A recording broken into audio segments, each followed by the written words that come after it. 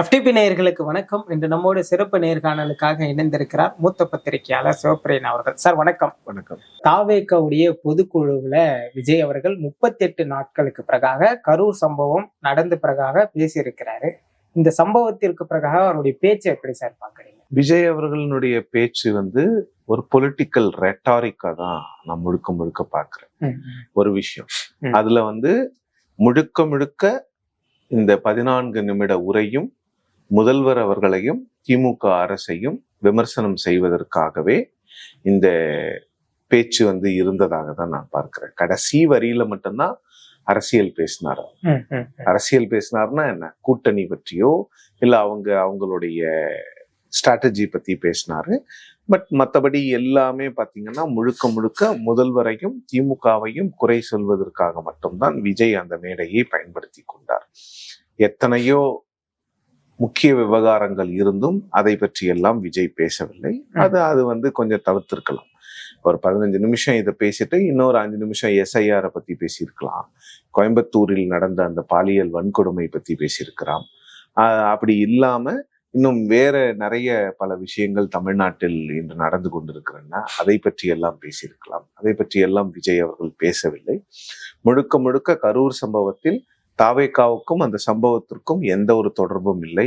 அந்த சம்பவத்தில் 41 பேர் உயிரிழந்ததற்கும் தாவேகாவுக்கும் எந்த ஒரு சம்பந்தமும் இல்லை. தாவேகாவுக்கு பொறுப்பும் இல்லை.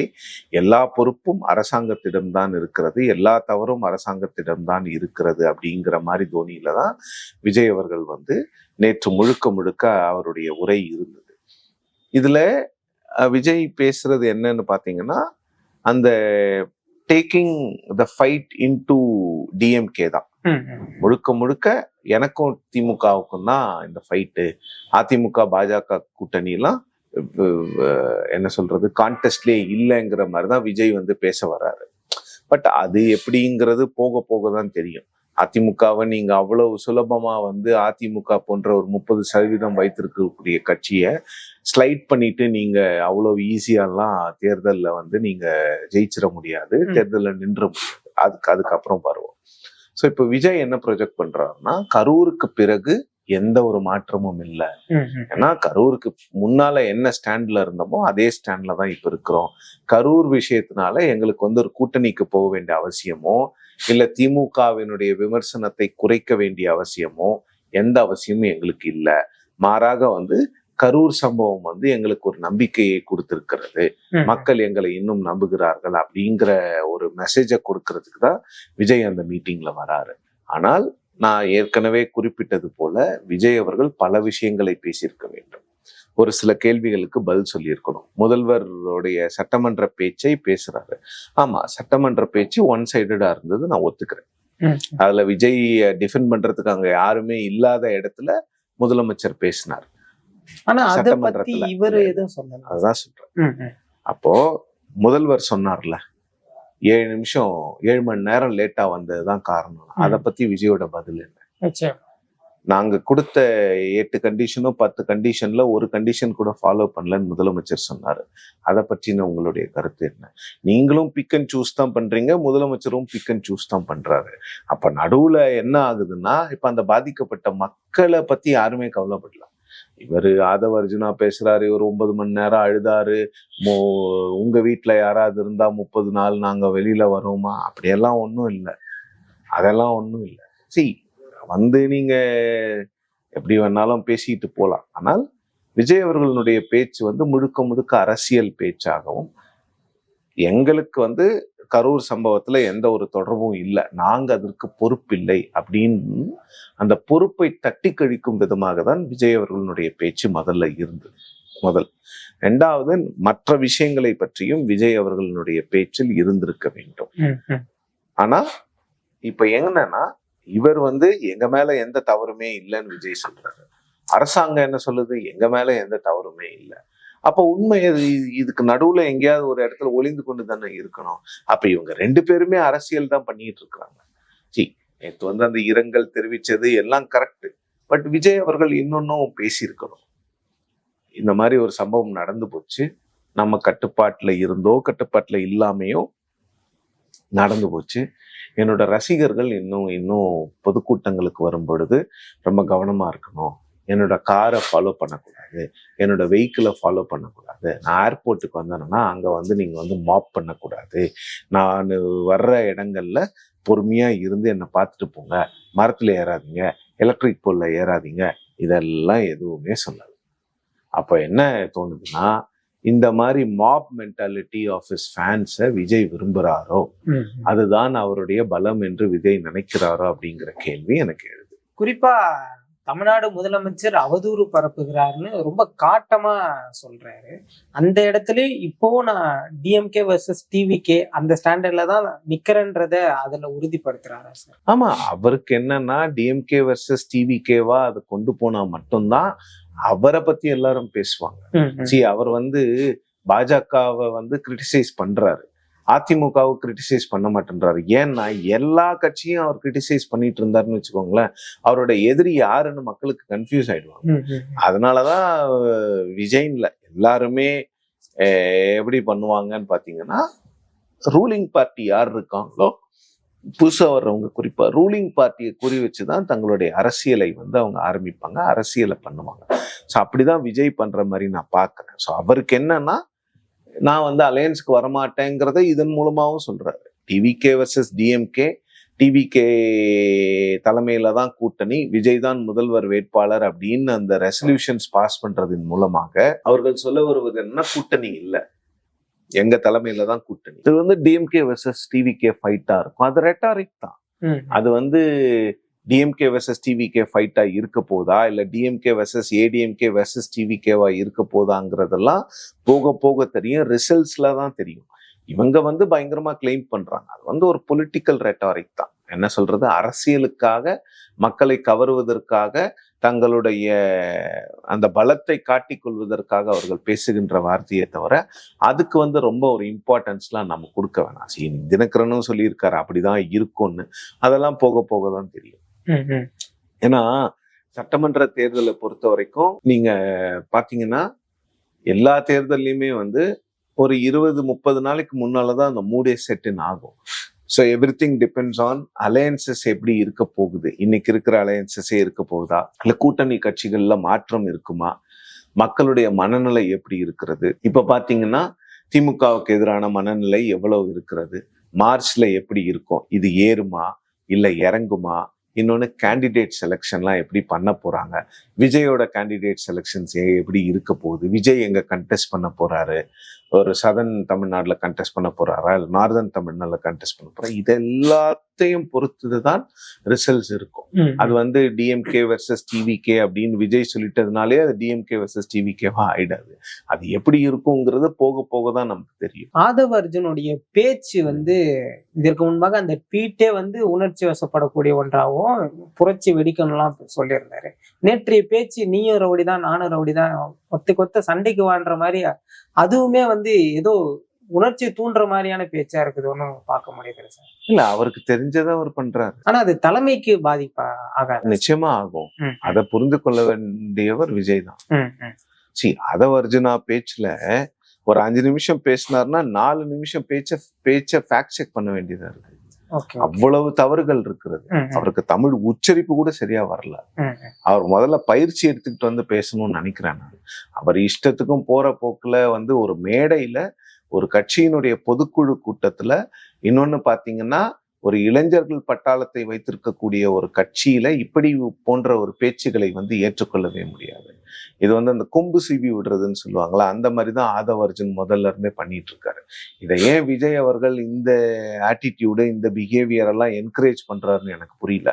ஆதவ அர்ஜுனுக்கு முன்னால ஒருத்தர் பேசினார், அருண்ராஜ்னு சொல்லி. அவர் பேசினதுலயும் தவறுகள் இருக்கு. அவர் இந்த மாதிரி பேசினாரா? இல்ல. அதுக்கு முன்னால் நிர்மல் குமார்னு ஒருத்தர் பேசினார். அவர் எப்படி பேசினார்? அவர் சரியான அந்த நிலைப்பாட்டை. புஷி ஆனந்த் எப்படி பேசினார்? வெங்கட்ராமன் எப்படி பேசுறாரு? அப்போ ஆதவ அர்ஜுன் மட்டும் ஏன் இப்படி பேசுறாரு? முதல்ல ஆதவ அர்ஜுன் வந்து, நான் டிஎம்கேக்கு ஒர்க் பண்ணேன், என்னை விட அதிமுகவை தெரிஞ்சவங்களே யாரும் இருக்க முடியாதுன்னு பேசுறதெல்லாம் முதல்ல நிறுத்திக்கணும். அவர் ஒன்றும் பெரிய பிரசாந்த் கிஷோர் மாதிரி ஒரு பெரிய ஸ்ட்ராட்டஜிஸ்ட்லாம் இல்லைங்க. அவர் வந்து தன்னுடைய பொசிஷன் என்ன அப்படிங்கிறத அறிஞ்சுதான் இவங்க பேசணுமே தவிர அவர் வந்து மேடை கிடைச்சிருச்சு, அவர் வந்து எதிர்பார்க்கல இப்படிப்பட்ட ஒரு கட்சியில அவரை பொதுச் செயலாளர் ஆக்குவாங்க அப்படின்னு சொல்லிட்டு அது வர வரைக்கும் இருக்கட்டும் அப்படிங்கிற மாதிரி அவர் வந்து நிறைய அவதூறுகளை தான் பேசுகிறார். நேற்று பேசினதுல கூட நிறைய ஃபேக்ட் செக் பண்ணிட்டு உட்கார்ந்துட்டு இருக்க வேண்டியதா இருக்கு. அதிமுக பத்தி அவருக்கு என்ன தெரியும்?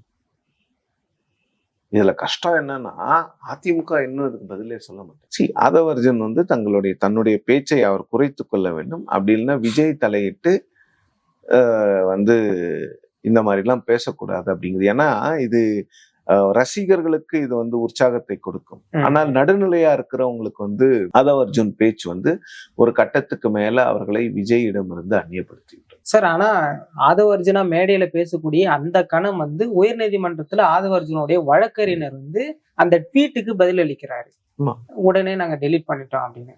ஏன் சார் விஜய் வந்து இதை வந்து கட்டுப்படுத்தினால? இல்ல அதுதான் கேள்வி. விஜய் வந்து ஏன் வந்து, ஏன்னா புஷி ஆனந்த் போன்ற ஒரு பொதுச் செயலாளர் கிட்டத்தட்ட 20 நாள் தலைமறைவுல இருக்கிறாரு. அதை பத்தி அந்த கட்சியில யாரும் கவலைப்படல. ஆதவர்ஜன் வந்து கிட்டத்தட்ட மேடையில வந்து வம்பு இழுக்கிற மாதிரி பேசுறாரு. நீங்க வந்து திமுகல இந்த மாதிரி வம்பு இழுக்கிற மாதிரி பேசுறது ஆள் இல்லையான்னு கேட்டா இருக்கிறாங்க. இதோட கேவலமாவும் பேசுவாங்க. ஆனா அதெல்லாம் பொதுக்கூட்டங்கள்ல நடக்கும். ஒரு பொது மேடைகள்ல இப்ப துரைமுருகன் இந்த மாதிரி பேசினா நீங்க ஒத்துப்பீங்களா? இல்ல அதிமுகல ஒரு நத்தம் விஸ்வநாதனோ இல்ல ஒரு சிவி சண்முகமோ இது போன்ற விஷயங்களை பேசினால் ஏற்றுக்கொள்வோமா? உடனே கிரிட்டிசைஸ் பண்ணுவோம்ல. ஆதவர்ஜனுக்கு மட்டும் எங்க இருந்து வந்தது அந்த ஸ்பெஷல் பவர்ஸ். ஸோ விஜய் கட்சியினர் வந்து இதை வந்து தலையிட்டு விஜய் என்ன பண்ணோம்னா இதை இமீடியட்டா ஸ்டாப் பண்ண. அவர் இப்படியே பேசி கொண்டு போவது வந்து சரி கிடையாது. அவர் சொல்றாருல 30 நாள் எங்க தலைவர் வெளியே வரல. நீங்க எங்க சார் போயிருந்தீங்க? நீங்க தேராதூன் போனீங்க, டெல்லிக்கு போனீங்க. அவர் வந்து அவரை வந்து ஒரு பெரிய என்னமோ இவங்களுக்கு மட்டும்தான் அரசியல் தெரியும், இவங்களுக்கு மட்டும்தான் அரசியல் வியூகங்கள் தெரியும்லாம் பேசுறது வந்து நியாயம் கிடையாது. அப்படிப்பட்ட ஒரு விஷயம்லாம் ஒன்றும் இல்லை. இவர் வந்து one of the advisers, one of the strategist of the டிஎம்கேவா இருந்தாரே தவிர இவர் மட்டும் தனிப்பட்ட முறையில ஸ்ட்ராட்டஜைஸ் பண்ணி டிஎம்கேவை ஜெயிக்க வச்சதெல்லாம் கிடையாது. அவர் வந்து கொஞ்சம் அதிகப்படுத்தி எல்லாத்தையும் பெருசிய இதுவா பேசிட்டு இருக்காரே தவிர அவர் கட்சிக்குள்ள இருந்தாரு, அவர் வந்து ஃபர்ஸ்ட் ஃபேமிலியோட மெம்பர்ஸோட ரொம்ப க்ளோஸா இருந்தாருங்கிறதுலாம் எல்லாருக்கும் தெரியும். ஒரு கட்டத்துக்கு மேல இது என்ன ஆகும்னா, அப்ப திமுகவுல நீங்க இருந்தீங்க, திமுகவுல ஏதோ பதவி உங்களுக்கு கொடுக்கல, திமுகவுல உங்களுக்கு ஏதோ பிரச்சனை வந்துச்சு, அதனாலதான் நீங்க திமுகவை எப்படி எதிர்க்கிறீங்களோ அந்த பர்சனல் வெஞ்சன்ஸை வந்து வெளியில கொண்டு வரக்கூடாது. அது அரசியலுக்கு நல்லதல்ல. Unless you're Vijay or you're Jayalalithaa or you're Stalin or you're Karunanidhi, இந்த டாப் லெவல்ல இருக்கிறவங்களுக்கு மட்டும்தான் அடுத்தவங்களை வெஞ்சன்ஸா பர்சனல் வெஞ்சன்ஸ் வச்சாலும் ஓரளவுக்கு மக்கள் ஏத்துப்பாங்க. செகண்ட் இன் கமாண்டாண்டா இருக்கிறவங்களெல்லாம் வெஞ்சன்ஸ்ல பேசுனீங்கன்னா ஒரு கட்டத்துக்கு மேல நீங்க அரசியல்ல முன்னேற முடியாது. தாவேகா முழு வீச்சோட திமுகவை எதிர்க்க தயாராகி விட்டுதா பாக்குறீங்களா சார் நீங்க? இல்ல, அவங்களுக்கு வேற வழி இல்லைங்க. அவங்க வந்து முழு வீச்சுலன்னா அவங்களுக்கு முதல்ல கிரவுண்ட்ல ஸ்ட்ரக்சர் இருக்குன்னு ரொம்ப பெருமையா பேசிட்டு இருந்தாங்க. கரூர் இன்சிடென்ட்டுக்கு அப்புறம் அந்த ஸ்ட்ரக்சர் இல்லைன்னு நமக்கு எல்லாம் வெளிப்படையா தெரியுது. ஆனாலும் அவங்க ஒத்துக்க மாட்டேங்கிறாங்க. இல்ல, ஆனா நான் ஒரு விஷயம் ஒத்துக்கிறேன். முதல் தேர்தலில் வந்து பெரிய அளவுல ஸ்ட்ரக்சர் இல்லைனாலும் உங்களுக்கு வர வேண்டிய ஓட்டுகள் வந்துடும். ஏன்னா முதல் தேர்தலை பொறுத்த வரைக்கும் உங்களுக்கு பெரும்பான்மையான வாக்குகள் உங்களுக்கு வரப்போறது வந்து உங்களோட சப்போர்ட் பேஸ்ல இருந்து இளைஞர்களுடைய வாக்கு, உங்க ரசிகர்களுடைய வாக்கு, அப்புறம் கொஞ்சம் நடுத்தர வயது உள்ளவர்களினுடைய வாக்கு. அப்ப பிரச்சனை இல்லை. உங்களுக்கு ஸ்ட்ரக்சரோட உதவி எப்ப தேவைப்படும்னா 26க்கு பிறகு தேவைப்படும். அடுத்த எலெக்ஷன்ல நீங்க இந்த வாட் எவர் யூ காட் அதை சஸ்டெயின் பண்றதுக்கு வந்து உங்களுக்கு வந்து ஸ்ட்ரக்சர் தேவைப்படும். அந்த ஸ்ட்ரக்சர் தான் உங்ககிட்ட இருக்கான்னு கேள்வி. இப்போதைக்கு அந்த ஸ்ட்ரக்சர் வந்து கொஞ்சம் வீக்கா தான் இருக்கு தவைக்கான்ட்டு. ஆனா அவங்க வந்து பெரிய லெவல்ல அதை கிளைம் பண்றாங்க. எங்களுக்கும் திமுகவுக்கும் தான் போட்டி அப்படின்னு அவங்க கிளைம் பண்ணலாம். பட் ஆனா கள நிலவரம் ஆஸ் வி ஸ்பீக் என்ன சொல்லுது? அதுக்காக தான் சொன்னேன், எலெக்ஷனுக்கு போற வரைக்கும் நம்ம வெயிட் பண்ணோம். இன்னைக்கு என்ன கேட்டீங்கன்னா திமுக வெர்சஸ் அதிமுக வெர்சஸ் தாவேகாவா தான் இந்த ஃபைட் இருக்கும் நான் சொல்லுவேன். ஏன்னா இன்னமும் அதிமுக வந்து ஸ்ட்ராங்கான கட்சி தான். கிட்டத்தட்ட 25% வாக்குகளை அவர்கள் வைத்திருக்கிறார்கள். திமுகவிட 30% வாக்கு, 35% வாக்குகள் இருக்குது. உங்ககிட்ட என்ன சதவீத வாக்குகள் இருக்கிறதுன்னே யாருக்கும் தெரியாதுல்ல. அடுத்த எலெக்ஷன்ல தானே தெரியவே வரும். ஸோ அப்போ இவங்க அந்த போஸ்டரிங் பண்றது எதுக்குன்னா, எங்களுக்கு 2 பேருக்குள்ளதான் போட்டின்னும் போது 3வதா அதிமுகவுக்கோ பாஜகவுக்கோ இங்க இடம் இல்லை. ஒண்ணு திமுக ஜெயிக்கும், இல்ல நாங்க ஜெயிப்போம் 2026ல. ஒண்ணு நாங்க எதிர்க்கட்சியா இருப்போம், இல்ல அவங்க எதிர்க்கட்சியா இருப்பாங்க. யாராவது இதுல எங்க 2 பேருக்குள்ளதான் ஆளுங்கட்சி யாராவது ஒருத்தர் வருவோம், எங்களுக்குள்ளதான் போட்டின்னு சொல்றது வந்து ஒரு ரெட்டாரிக், பொலிட்டிக்கல் ரெட்டாரிக். இன்னொன்னு ஸ்ட்ராட்டஜி தான், வேற ஒன்றும் இல்லை. பாஜக தமிழ்நாடு தலைவர் நயினா நாகேந்திரன் வந்து தெளிவா சொல்லி இருக்கிறாரு, தாவேகா வெர்சஸ் டிஎம்கேன்னு களம் இருக்காது அப்படின்னு பதில் அளிச்சிருக்கிறாரு சார். எப்படி சார்? இல்ல அது நியாயமான விஷயம்தான். அது தாவேகா வெர்சஸ் டிஎம்கேன்னு இருக்காதுங்கிறது தெரியுதுல. அதிமுக பிஜேபி நீங்க எப்படி டிஸ்கவுண்ட் பண்ணுவீங்க? இல்ல சார், பாஜகவே தாவேகாவை விரும்பினதா தானே நம்ம பார்த்தோம். உண்மைதான். பாஜக மட்டும் இல்ல, பாஜக அழைச்சிட்டே இருந்தாங்க. கொடிகளை பார்த்து எடப்பாடி பழனிசாமி அவர்கள் பிள்ளையார் சொல்லி போட்டு விட்டாங்கன்னு சொன்னாங்க. பட் நேத்து அதுக்கெல்லாம் எல்லாத்துக்கும் தானே பதில் சொல்லியிருக்காங்க. அப்போ வந்து அவங்க புரிஞ்சுக்கிட்டாங்க தாவேகா தனித்து தான் போட்டியிடும் அப்படின்ற மாதிரி. அதை முதல்ல புரிஞ்சிட்டு இருக்கணும். கரூர் எதுவும் சேஞ்ச் பண்ணலன்னு எல்லாருக்குமே தெரிஞ்சுது. சரி, விஜய் வந்து கட்சி ஆரம்பிச்சது எதுக்குன்னா அவர் கட்சி ஆட்சிக்கு வரணும்னு. அவர் சினிமா விட்டு அரசியலுக்கு வர்றது எதுக்குன்னா முதலமைச்சர் ஆகணும்னு. அவர் முதலமைச்சர் ஆகிறத விட்டுட்டு இன்னொருத்தரை, இன்னொரு கட்சியை சார்ந்தவரை முதலமைச்சர் ஆக்குவதை அவர் எப்படி விரும்புவார்? ஒண்ணு. ரெண்டாவது, விஜய் போன்ற ஒரு உச்ச நட்சத்திரம் தன்னை முதலமைச்சர் வேட்பாளராக அறிவித்து கொண்டவர் எப்படி இன்னொரு கட்சிக்கு வந்து அந்த கூட்டணியில ஒரு டெபுட்டி சீஃப் மினிஸ்டரா கூட அவர் இருப்பாரு, அப்படியே அந்த பதவி கொடுத்தா கூட. ஸோ பேசிக்கலா விஜயோடைய இண்டிபெண்ட் ஸ்ட்ரென்த், இண்டிபெண்டன்ட் சப்போர்ட் என்னன்னே தெரியாம போயிடும் அலையன்ஸ்க்கு போனா. அதனாலதான் அவர் போக மாட்டாருங்கிறத நான் தொடர்ந்து சொல்லிக்கிட்டே இருந்தேன். ஆனா இப்போ விஜய் அவர்களே அதுக்கு முற்றுப்புள்ளி வைத்திருக்காரு. ஏன்னா முதலமைச்சர் வேட்பாளர் விஜய் அப்படிங்கிறது வந்து இது முதல் முறை சொல்லல, ஏற்கனவே அவங்க சொல்லியிருக்காங்க. 2வது முறை அவங்க ஏன் ரிப்பீட் பண்றாங்கன்னா, இந்த அலையன்ஸ் டாக்ஸுக்கெல்லாம் முற்றுப்புள்ளி வைக்கணும், எங்களுக்கு அந்த எண்ணம் கிடையாது அப்படிங்கிறது தான். ஸோ அப்போ பாஜகவும் அதிமுகவும் புரிந்து கொள்வது மட்டுமில்லாமல் புரிந்து கொண்டு தங்களுடைய வேலையை அவங்க ஆரம்பிக்கணும். அவங்க போய் கிரவுண்ட்ல பண்ண வேண்டிய வேலையை அவங்க பண்ணணும். அதை விட்டுட்டு தாவேகா வந்துடும், அவங்க வந்துருவாங்க, இவங்க வந்துருவாங்கன்னு அவங்க இதையே வழி மீது விழி வைத்து காத்து கொண்டிருந்தால் அவங்களுக்கு என்ன ஆகும்னா, அதுக்குள்ள எலெக்ஷன் வந்துடும், அவங்களால வந்து போய் அவங்களோட ஓட்டர்ஸை ரீச் பண்ண முடியாது. நிச்சயமா சார், தற்கால அரசியல் சூழ்நிலையில் இருக்கக்கூடிய பல்வேறு கேள்விகளை உங்கள் முன் வைத்தேன். அது எல்லாருக்குமே மிக தெளிவாக பதில் சொன்னீங்க. நம்ம மேலும் ஒரு காணொலியில் சந்திக்கலாம். நன்றி.